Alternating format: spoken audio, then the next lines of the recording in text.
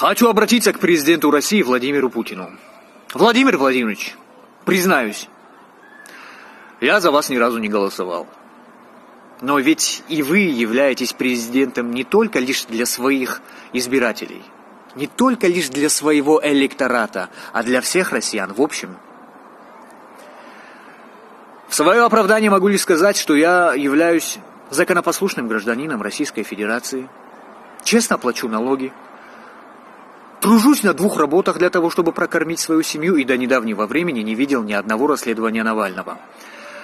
Не интересуюсь политикой и не представляю опасности для вашей власти.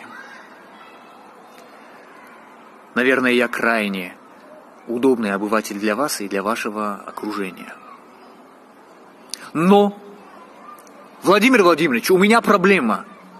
Я, как и миллионы моих сограждан, не могу платить за ипотеку и за кредиты.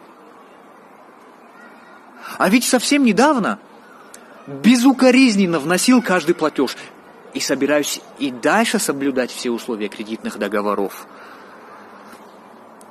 Но сейчас, в условиях пандемии и объявленной самоизоляции, в режиме, когда учреждение, в котором я работаю, закрыто на карантин, соблюдение всех кредитных договоров означает то, что мне просто банально не будет хватать денег на еду.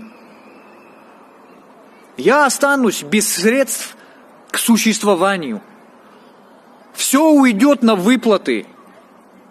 А несоблюдение ипотечных обязательств приведет к тому, что мою семью выкинут на улицу вместе со мной. Вот такая вот неприятная арифметика.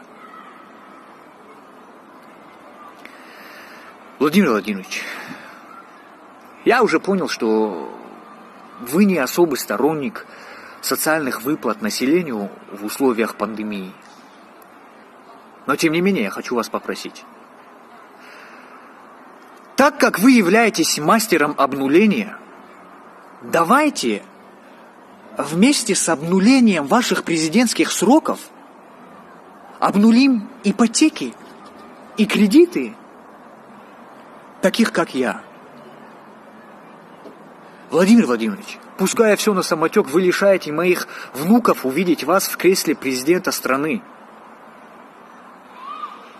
Очень вас прошу, не пускайте все на самотек. Обнулите кредиты населению.